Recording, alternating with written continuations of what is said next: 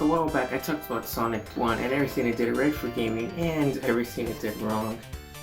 Stages are just too slow, too long, too frustrating, and the rest of the game just doesn't hold up as well compared to Green Hill.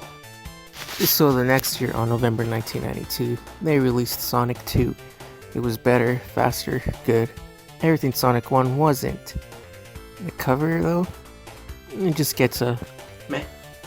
Again, my first experience with Sonic 2 was on Sonic Mega Collection, never getting past Chemical Plant Zone.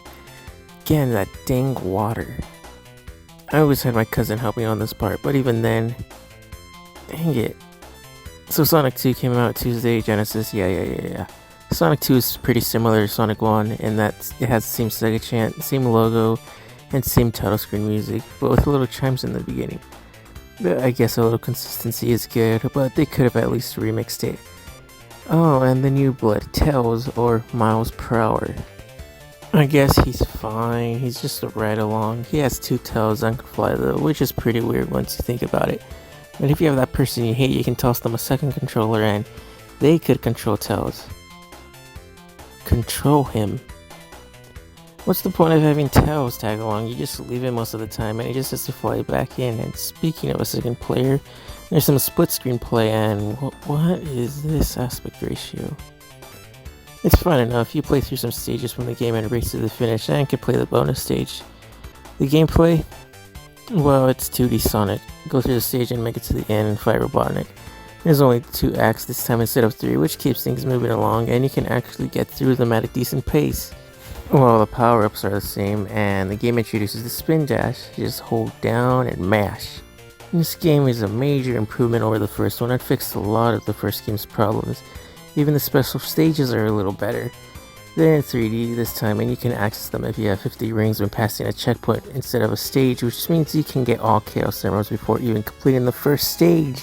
The award for getting all Chaos Emeralds, instead of nothing, you unlock Super Sonic, grab 50 rings and you go Super Saiyan and Invincible too, as long as you have rings and you move even faster. The special stages are fun, kinda. You have to get a predetermined amount of rings before you reach a checkpoint. You see, it sounds easy, but come on, Tails.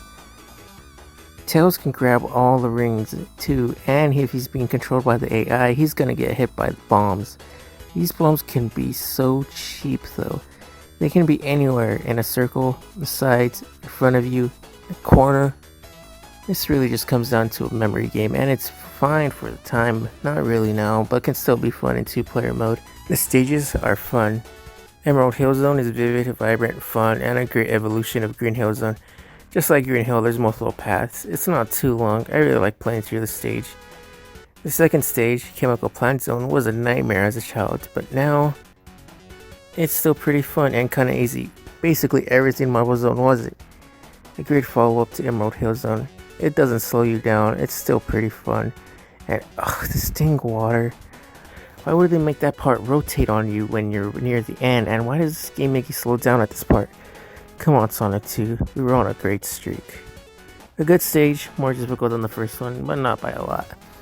Aquatic Ruin Zone is a hybrid stage. It's like Labyrinth Zone and Scrap Brain Zone Act 3 put together. And there's 2 paths you can take. The upper part, which has no water, or the bottom if you hate life. The bottom part is so unnecessarily hard. It's so crap. It gives me Sonic 1 flashbacks like, look, I can't even get past this one part and now I'm gonna die. It's even worse than Sonic 1 because you're slower here in the water and more clunkier than you were in Sonic 1. Ugh. And the depth of field with the foliage is weird. So screw the bottom part, I'm gonna take the upper path. Dang it, Sonic 2.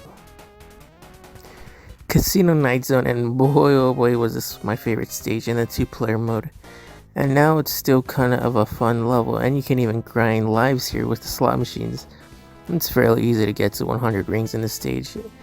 And the music is pretty fun and it's a blast to go through, but make no mistake, it still has its annoying parts. Hilltop Zone is next and it's alright, just your standard Sonic level. This part here with the lava is annoying because I fell way too many times. The really only notable thing is the boss battle is pretty easy. Mystic Cave Zone is another alright stage, except this part.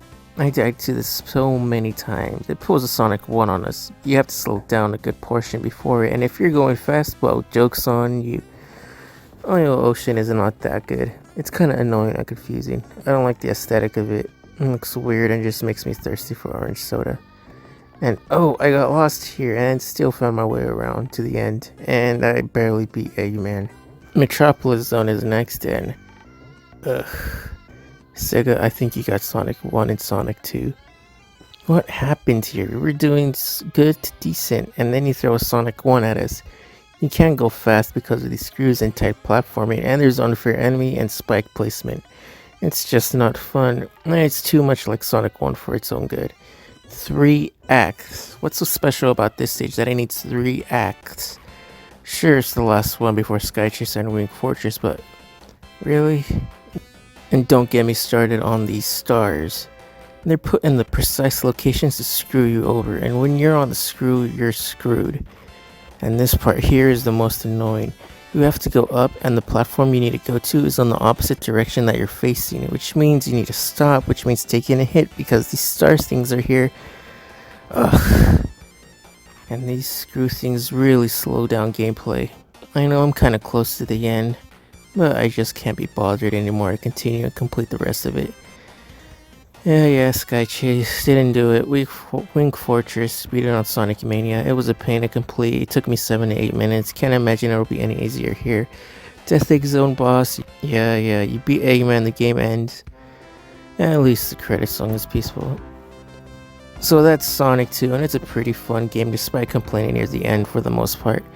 It's definitely improved a lot of things from Sonic 1, as in stages being shorter and quicker, not as much platforming, which allows for some insane spins where there's moments the camera can't even keep up. But still, it has quite a bit of trash from Sonic 1. Just look at Metropolis Zone.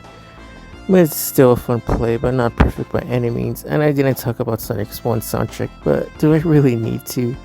Sonic music is always good. Most of the time. Almost all songs are great, and the inclusion of Supersonic and 1X or Chaos Emerald are good additions, especially since they've been main staples of the Sonic mythos and games. So one could say this is truly where the Sonic franchise kicked off. And let's not get started on that mobile port that refuses to come out on consoles. Native widescreen support, and Knuckles. Well, I'm playing the Sega Ages version, and Knuckles is playable here, and Sonic 1 and 3 are already 60 FPS, but the mobile port includes the Lost Zone Hidden Palace. And I made a mistake saying the Sega Ages version of Sonic 1 had Knuckles playable. I was wrong, that's only on the mobile phone port. Sega, please. Well, that's all I have to say about Sonic 2, and it's fun and good, but not perfect by any means. And if you want to see perfect in a 2D Sonic game, yeah.